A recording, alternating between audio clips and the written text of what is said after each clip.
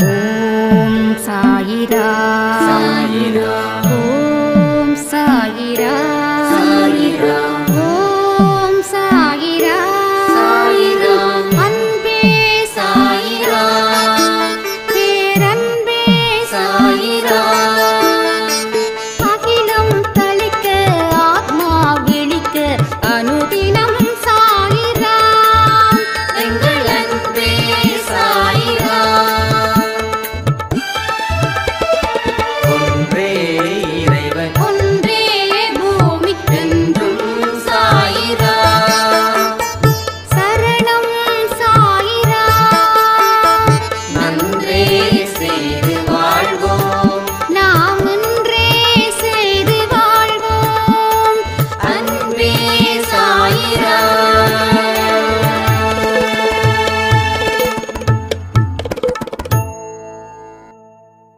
சாய்ராம்.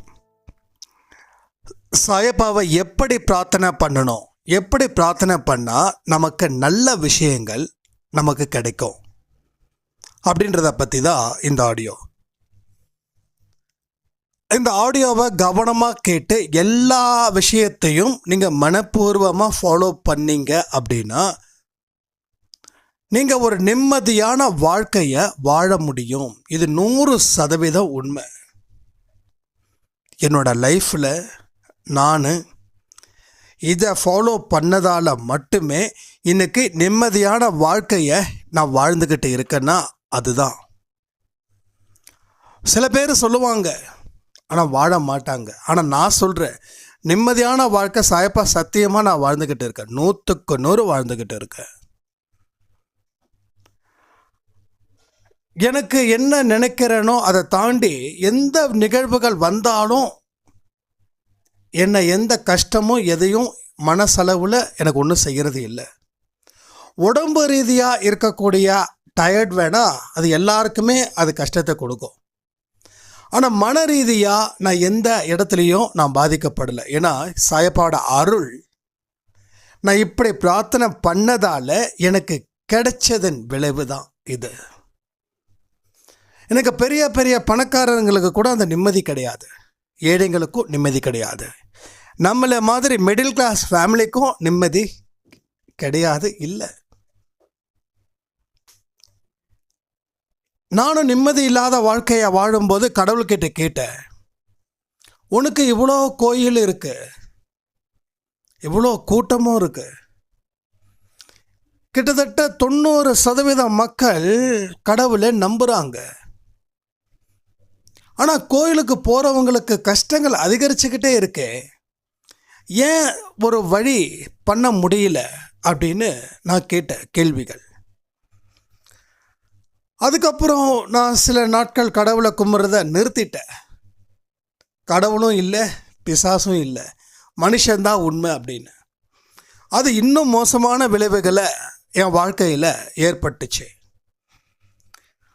அதுக்கு அப்புறமா சாயப்பாவை பிரார்த்தனை பண்ண ஆரம்பித்தேன். அப்போயும் எனக்கு பெருசாக நம்பிக்கை இல்லை. ஆனால் அதே நேரத்தில் சாயப்பாட ஆர்டிகல்ஸ் ஒவ்வொன்றும் வாட்ஸ்அப்பில் அனுப்பும்போது எல்லா ஆர்டிகல்ஸையும் நான் கரெக்டாக படித்தேன். இது எனக்கானது அப்படின்னு அந்த ஆர்டிக்கலை படிக்கிறதுக்கு முன்னாடி நான் சொந்தம் கொண்டாடினதால் எனக்கு கிடைச்ச வெற்றி தான் சாயப்பாவை எப்படி பிரார்த்தனை செய்யணும். இன்றைக்கி நிறைய பேர் சாயப்பா சேனல் வச்சுருக்கீங்க. நம்ம அன்பே சாயிலே கிட்டத்தட்ட 6-7 பேர் வச்சுருக்காங்க. எல்லாருக்கும் நல்லதே நடக்கட்டும். இன்னும் நல்ல விஷயங்களை நீங்கள் சொல்லுங்கள். தயவு செய்து யூடியூப்பில் ரெவென்யூ கிடைக்கும் அப்படின்ற மோட்டிவில் செய்யாதீங்க. அது கடவுள் விரும்பாத ஒரு இடம். அதே மாதிரி அவர் ரெவென்யூ கொடுத்தா அதை சந்தோஷமாக அக்செப்ட் பண்ணிக்கோங்க. ஆனால் ரெவென்யூ பேஸ்டாக நீங்கள் ஆரம்பிச்சிங்க அப்படின்னா கடவுளுக்கும் வியாபாரத்துக்கும் சம்மந்தம் இல்லை. அதுக்கு நீங்கள் வேறு ஏதாவது சேனல்ஸ் ஆரம்பித்து ரெவென்யூ பார்க்கலாம். அதுக்கப்புறம் ஆர்டிகல்ஸில் நீங்கள் சொல்லக்கூடிய வார்த்தை அன்பு மகனே, அன்பு மக்களை, எல்லாம் அருமை, அற்புதம். இதை இப்போ கேட்டீங்க, நான் அப்போ படித்தேன், அவ்வளோதான் வித்தியாசம். அதை படித்து தான் நான்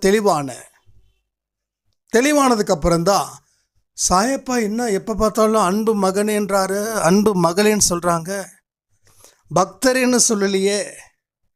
எனது பக்தன் அப்படின்ற ஒரு வார்த்தை இருக்குது, ஆனால் அதிகமாக சொல்லலை. அதிகமாக சொல்ல மகனே மகளே, செல்ல மகனே செல்ல மகளே, அந்த சொல்லும் போதே அவ்வளோ பெரிய அன்பு அதில் இருக்குது அப்படின்றத நான் தெரிஞ்சுக்கிட்டேன். அப்போதான் நீ எனக்கு பாபாவா இல்லை, நீ தெய்வம் இல்லை, என்னை வழி நடத்துகிற குரு ஸ்தானத்தை நான் கொடுத்தேன். அந்த குருஸ்தானத்தை கொடுத்ததுக்கு அப்புறம் நான் அவர் அப்பான்ற ஒரு ஸ்தானத்தை நான் அவருக்கு கொடுத்தேன். அப்பா என்ற ஸ்தானத்தை கொடுத்ததுக்கு அப்புறம்தான் வாழ்க்கையில் நல்ல வழி எனக்கு பிறந்துச்சு. அதுக்கப்புறமா தான் ஒரு விஷயமும் புரிய ஆரம்பிச்சது. குருவாக இருக்கிறத தாண்டி அடுத்தது அப்பாவாக இருக்கணும் அப்படின்னு நினச்சேன். ஏன்னா அந்த அளவுக்கு மனசில் சுமை, வலி, துன்பம், துயரம் எல்லாம் ஒரு பெரிய தொடர்கதை. இதெல்லாம் எப்படி செய்யணும், எப்படி வாழணும் அப்படின்னு சாயப்பா வந்ததுக்கு அப்புறம்தான், அவர் அப்பாவாக நினச்சதுக்கு அப்புறம்தான் எனக்கு நல்ல ஒரு வழிகாட்டுதலை அவர் கொடுத்தாரு மனிதர்கள் மூலமாக. இவனை மாதிரி வாழு, இவனை மாதிரி வாழாத அப்படின்ற மாதிரி. அப்போ இவனை மாதிரி வாழாத அப்படின்ற மனிதர்கள் தான் ஏராளமாக இருந்தாங்க.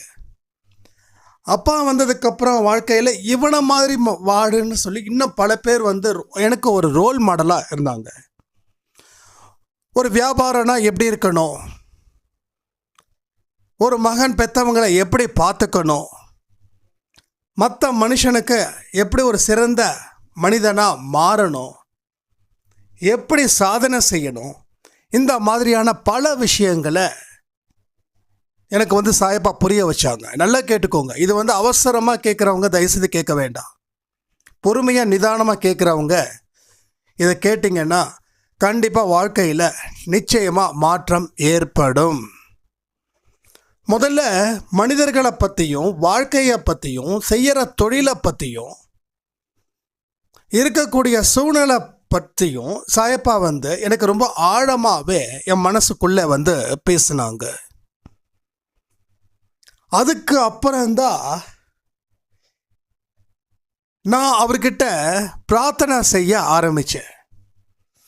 என்னைக்கு வாழ்க்கையை பற்றி எனக்கு ஒரு புரிதலை சாயப்பா கொடுத்தாரோ அதுக்கப்புறம் எனக்கு இருக்கக்கூடிய கஷ்டங்கள் கடவுளாக கொடுத்தது இல்லை, நானாக உருவாக்கிக்கிட்டது. இப்போ எனக்கு கஷ்டங்கள் இல்லாத வாழ்க்கையை கொடுன்னு கேட்கறது முட்டாள்தனமான விஷயம். ஏன்னா கஷ்டத்தை உருவாக்குனது நீதான். இனி அவரோட துணை கொண்டு உன் வாழ்க்கையை சந்திச்சிடு. இது வரைக்கும் உன் வாழ்க்கையை நீ சந்திக்கவே இல்லை. எந்தெந்த இடத்துல மறைவிடம் இருக்கோ அங்கெல்லாம் நீ ஓடி ஒழிஞ்ச ஒரு கோழை மாதிரி இருந்த. இப்போ நீ வீரன், இப்போ நீ வெளியில வா. நீ பதுங்கி இருந்து செத்தது போதும், நீ சண்டை போட்டு சாவு. அந்த துணிச்சல் உனக்கு வரணும். வந்ததுக்கப்புறம் அவன் வாழ்க்கை எப்படி மாற்ற போகிற அப்படின்னு சொன்னும்போது தான் அப்படின்னு மனசுக்குள்ளே ஒரு மணி அடிச்சது பாருங்க. அந்த தைரியம் இந்த செகண்ட் வரைக்கும் இருக்கு. இந்த உலகத்தை விட்டு போகிற வரைக்கும் அந்த தைரியம் எனக்கு இருக்கு. அதுக்கப்புறம் பிரார்த்தனைகள் எனக்காக நான் செய்யவே இல்லைங்க. எல்லாரும் என்கிட்ட ஃபேஸ்புக்கில் தான் நம்ம அந்த ஆர்டிகல்ஸ் எல்லாம் போஸ்ட் பண்ணுவோம். அதுவும் நான் திரும்ப திரும்ப படிக்கணுன்றதுக்காக. எனக்கு அடிக்கடி ஒரு கெட்ட பழக்கம் இருக்கு. எனக்கு வாட்ஸ்அப்பில் அதிகமாக கசன்னு இருந்துச்சுன்னா எல்லா சேட்ஸையும் நான் டெலீட் பண்ணிவிடுவேன். அது இன்றைக்கும் இருக்குது, அன்னைக்கும் இருந்தது. இப்போ தான் அன்பே சாய் அதிகமாக விஷ்ணு சாய் தான் வச்சுருப்பாங்க. அதனால் அந்த பழக்கம் நான் பழகலை. ஏன்னா முக்கியமான ஆடியோஸ்லாம் கேட்காம போயிடுவோமோ அப்படின்னு சொல்லி. அதுக்கு முன்னாடி அந்த பழக்கங்கள் நிறைய இருந்தது. இப்போயும் மற்ற 2 வாட்ஸ்அப் இருக்குது, அதில் இந்த மாதிரி நான் டெலீட் பண்ணுவேன். எனக்கு எல்லாமே நீட்டாக இருக்கணும், கிளியராக இருக்கணும் அப்படின்னு நான் நினைக்கிறதால இதை நான் செய்வேன். அதனால் எல்லோரும் என்ன பண்ணாங்க அப்படின்னா, நான் பெருசாக சாதித்த மாதிரியும் என்கிட்ட நீங்கள் எனக்காக ப்ரே பண்ணுங்க அப்படின்னு சொன்னாங்க.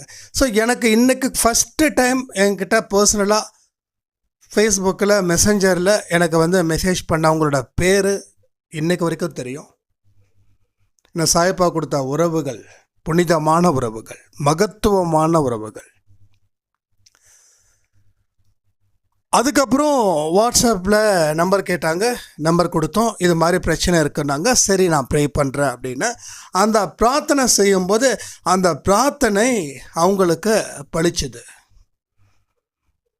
எனக்கே ஒரு பெரிய மேஜிக்காக இருந்தது. என்ன அது, நம்ம பண்ணுற பிரார்த்தனை அடுத்தவங்களுக்கு பலிக்குது. நமக்கு அது மூலமாக மன நிம்மதியும் மன ஆறுதலும் கிடைச்சிது. அதுக்கப்புறம் இன்னும் நான் நெருங்க ஆரம்பித்தேன். ஓகே, நம்ம சொன்னால் நடக்குது, நம்ம ஒரு பிரார்த்தனை செஞ்சால் நடக்குது. அப்போ தான் ஒரு விஷயம் தெரிஞ்சு, ஆடா இந்த இதான் சொல்ல வந்திருக்காரா, நம்மளை வாழ வச்சிட்டாரா அவரு. சாயப்பா தன்னுடைய பணியை ஆரம்பிச்சிட்டாரா. கீழே குப்பையில் கடந்த நம்மளை கையை பிடிச்சி தூக்கி விட்டு மடியில் உட்கார வச்சிட்டாரா. அவரோட குழந்தையாக இருக்கிற மனுஷனோட வாக்கு என்ன சொன்னாலும் அது பலிக்குமா அப்படின்ற ஒரு தாட்டு ஓடிச்சு பாருங்க. அங்கே நினைச்சிங்க வாழ்க்கையில் இருக்கக்கூடிய நம்பிக்கை. அங்கே தான் எத்தனையோ வருஷமாக போட்ட விதை, ஒரு விதை மட்டும் உயிரோடு இருந்திருக்கு. அந்த விதையில் வளர்ந்த செடி தான் இன்றைக்கி அன்பே சாய்ன்ற ஒரு பெரிய ஆலமரம். மனசு சுத்தமாக இருக்கணும், மற்றவங்க நல்லா வாழணும்னு நினைக்கணும், பொறாமைப்படக்கூடாது, நீ அப்பா டக்கர்னு நினைக்கக்கூடாது, அதாவது அகந்தையோடு நீ வாழக்கூடாது. வாழ்ந்தால் வாக்கு எதுவும் பலிக்காது. இதெல்லாம் இல்லாமல் இருந்தால் நாம் சொல்லக்கூடிய வாக்குகள் பழிக்கும்னு சொல்லி என்னை நான் மறுபடியும் மெருகேற்றிட்டேன். ஏன்னா நான் முட்டாள் கிடையாது. மறுபடியும் அகங்காரத்தை கிரீடமாக வச்சுக்கிட்டு கீழே போயிட்டு குப்பையிலையும் புழுவிலையும் புரள்றதுக்கு நான் புத்திசாலி. அப்போ அறிவு இருக்குது அப்படின்னும் போது எந்த விஷயத்தில் அறிவில்லாமல் செஞ்சு நம்ம வாழ்க்கையில் சேத்துல விழுந்தோமோ அது எல்லாத்தையும் தூக்கி எறிஞ்சு ஒரு கங்கை நீரில் குளிச்சுக்கிட்டு ஒரு புனிதமாக ஆக்குற மாதிரி நானாக என்னை உருவாக்கிக்கிட்டு இன்னைக்கு வரைக்கும் என் மேலே கொஞ்சம் கூட அழுக்கு இல்லாத மனுஷனாக வாழ்ந்துக்கிட்டு இருக்கேன்னா சாயப்பாவுடைய ஆசீர்வாதமும் அவர் சொன்ன வழிகாட்டுதலும், ரெண்டாவது நீங்கள்லாம் என் மேலே வச்சிருக்கக்கூடிய அன்பும் ஆசீர்வாதம் தான் அதுக்கு காரணமாக அமையுது. நல்லா புரிஞ்சுக்கோங்க. முதல்ல பிரார்த்தனை செய்யணும், என் பிரச்சனை தீரணும் அப்படின்னு நீங்கள் தயவு செய்து உள்ளே வராதிங்க. அப்படி உள்ளே வந்தீங்கன்னா 10% தான் உங்களுக்கு பெனிஃபிட்ஸு. மீதி 90% பெருசாக ஒன்றும் பார்க்கவே முடியாது. அந்த ஆசீர்வாதத்தை வாழ்க்கையை பற்றியும் மனிதர்களை பற்றியும் சூழ்நிலை பற்றியும் நல்லவனை பற்றியும் கெட்டவனை பற்றியும் ஏமாற்றத்தை பற்றியும் அவமானத்தை பற்றியும் நல்லா புரிஞ்சுக்கிட்டு அதுக்கப்புறமா நீங்கள் அவர்கிட்ட நெருங்கினா மட்டும்தான் உங்களுக்கு 90% நல்ல விஷயங்கள் நடக்கும். என்னைக்கு உங்களுக்கு அந்த பயணம் ஆரம்பிக்குதோ இறுதி வரைக்கும் அந்த பயணம் நிற்கும், நீங்கள் மாறாமல் இருந்தால் மட்டுமே. ஆனால் அடிக்கடி மாற்றங்களை இந்த மோசமான சக்தி மோசமான மனிதர்களை வச்சு மாற்றிக்கிட்டே இருக்கும். எனக்கும் ஒரு மோசமான சக்தி மோசமான மனிதர்கள் மூலமாக என் வாழ்க்கையை மாற்றி கொஞ்சம் ஆட்டம் போட வச்சது உண்மைதான். ஆனால் அவரோட அருள் இருந்ததால் அந்த மோசமான மனிதர்கள் போட்ட ஆட்டத்தை கூட ஒரு சில நாட்கள் மட்டுமே தான் நான் கஷ்டப்பட்டேனே தவிர அதுக்கப்புறம் நான் வெளியில் வந்துட்டேன். ஸோ எனக்கு பொறுத்த வரைக்கும் எனக்கு எதிரியும் ஒன்று தான், உயிரை கொடுக்கக்கூடிய நண்பனும் சொந்தமும் ஒன்று தான். யார் 2 பேரில் உதவி கேட்டாலும் என்னோட உயிரை கொடுக்கக்கூடிய சொந்தத்தை தாண்டி யார் அதிகமாக கஷ்டப்பட்டுட்டு இருக்காங்களோ, ஒருவேளை எதிரி அதிகமாக கஷ்டப்பட்டால் அவனுக்கே என்னுடைய உதவிகள் கிடைக்கும். முதல்ல நல்ல மனம் இருக்கணுங்க. அது இருந்தாதான் ஒரு மனுஷன் நல்லா நிற்க முடியும். அவன் செய்கிற தொழில் எதுவாக இருந்தாலும் அவனுக்கு வெற்றி கிடைக்கணும் அப்படின்னா நல்ல மனசு இருக்கணும். நீ சாமியை கும்பிடு, சாமியை கும்பிடாமல் போ. நீ சாமி இல்லைன்னு சொல்லி கூட நீ பிரச்சாரம் பண்ணு. ஆனால் நல்ல மனசு இல்லைன்னா நீ பூஜ்யம். நல்ல மனசு இருந்தா நீ ஹீரோ. எதுலையா இருக்கட்டும், உங்கள் வியாபாரமாக இருக்கட்டும், நீங்கள் வேலை செய்கிற இடமா இருக்கட்டும், நீ மனுஷனுக்கு பயப்படாத, உன் மனசாட்சிக்கு பயப்படு. நீ கடவுள் இல்லைன்னு சொன்னாலும் உனக்குன்னு சொல்லி ஒரு மனசாட்சி ஒருத்தன் இருக்கான் உள்ள, அவனுக்கு பயப்படு. இவனை நம்ம ஏமாத்துறோமே, இவன் முன்னாடி நம்ம ஈகோவாக நடந்துக்கிறோமே, இது தப்பு தானே. இப்படி நடந்துக்கிட்டா நம்மளையும் ஒருத்தன் இப்படி தானே ஆட்டு வைக்க வருவான். அந்த ஒரு விஷயம் வந்துடுச்சுன்னாவே போதும், நீங்கள் சுத்த தங்கமாக மாறிடுவீங்க. அப்போ உங்கள் கஷ்டங்கள் பெருசாக்கப்படாது. யாராவது உங்களை கஷ்டப்படுத்தி அவங்க சிறப்பாகணும்னு நினச்சாங்கன்னா அந்த சிறப்பு உங்களுக்கு கிடைக்கும். அவங்க கொடுத்த கஷ்டம் அவங்களுக்கே போயிடும். ஆனால் நம்ம வாழ்க்கையை பற்றி புரிஞ்சிருக்கோம், வாழ்க்கையை பற்றி தெரிஞ்சிருக்கோம், தெரிஞ்ச மாதிரி பேசுகிறோம், ஆனால் சத்தியமாக தெரியல. புரிஞ்ச மாதிரி நம்ம ஓவராக ஆக்ட் பண்ணுறோம். தனி ரூமுக்குள்ளே உங்களை பற்றி நீங்கள் என்ன நினைக்கிறீங்க அப்படின்றது முக்கியம். வெளியில் 10 பேர் முன்னாடி என்ன நினைக்கிறீங்கன்றது முக்கியம். ரெண்டுத்துக்கும் வித்தியாசங்கள் ரொம்ப அதிகரிக்கும். தனியாக இருக்கும்போது அழுவோம், வெளியில் இருக்கும்போது ஆதி வீரன் மாதிரி நம்ம கர்ச்சிப்போம். இதுதான் நாம் இந்த வேலையை இப்படி தான் நம்ம செஞ்சுக்கிட்டே இருக்கோம். இதில் இருந்து மீண்டு வா அப்படின்னு சாயப்பா சொன்னாலும் அது நம்ம காதுக்கு கேட்க மாட்டுது. ஏன்னா காது கெட்டு போயிடுச்சு. கெட்ட விஷயங்களை அதிகமாக போய் சேர சேர காதில் அழுக்கு போன மாதிரி எல்லாமே அடைச்சிடுச்சு உங்களுக்கு. இதில் இருந்து மாபெரும் தீர்வு உங்கள் வாழ்க்கைக்கு இந்த நிமிஷமே சாயப்பா உருவாக்கி தராரு. ஆனால் இந்த நிமிஷத்தில் கூட நீங்கள் தயாராக இல்லைன்றது தான் பெரிய வேதனை. வேதனையில் இருந்து மீளணும் அப்படின்றது நாம் நினைக்கிறோம், ஆனால் உண்மையான பக்கத்தை படிக்க மறுக்கிறோம்.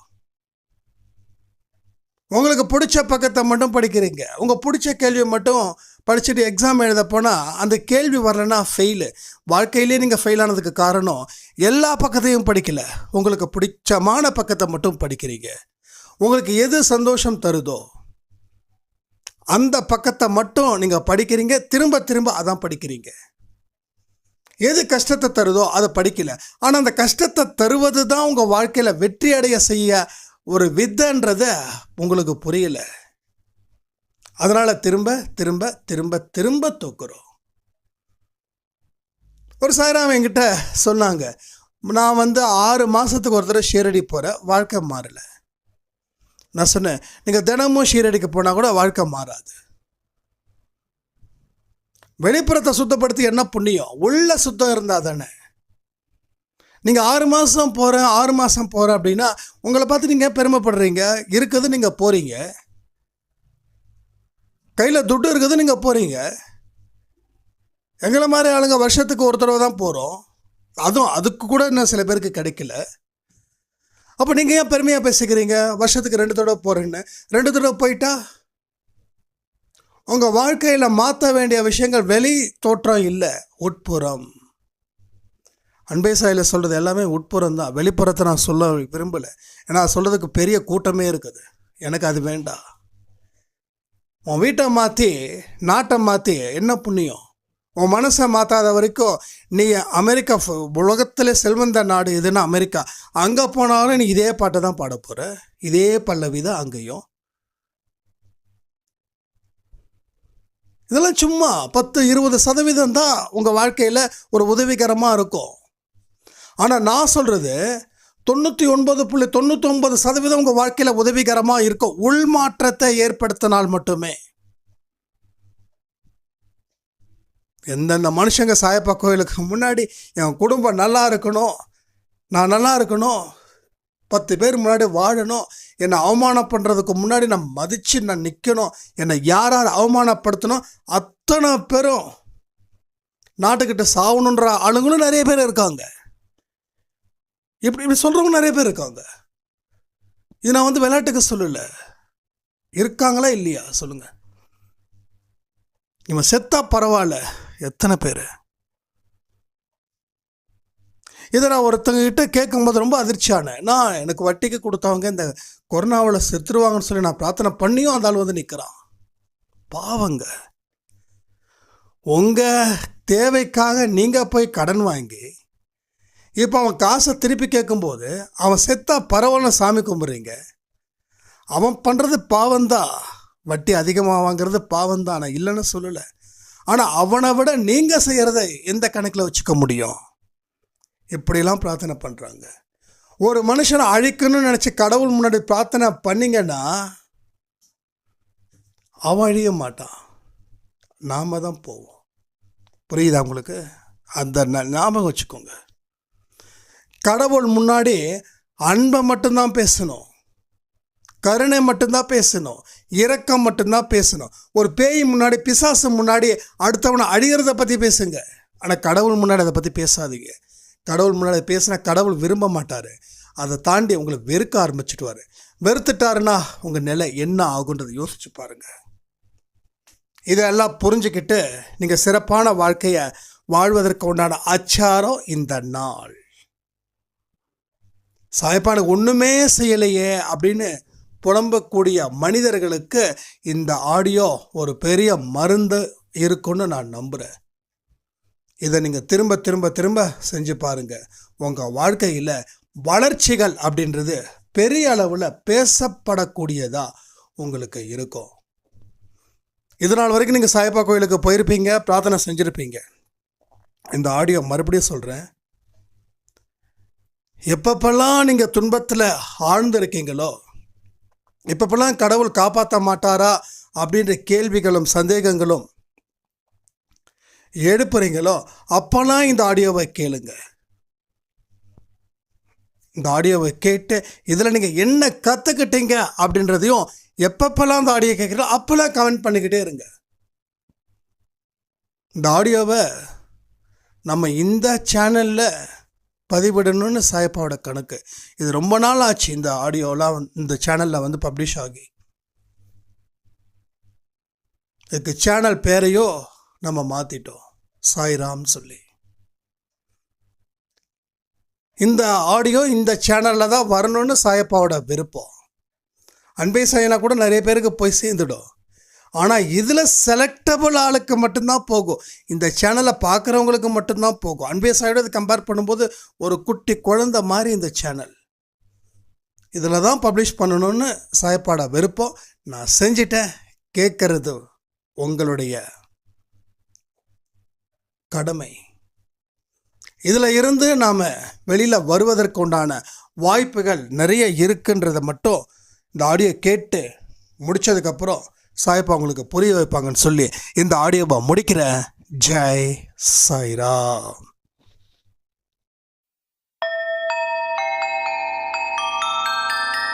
ஓம் சாயிராம். சாயிராம்.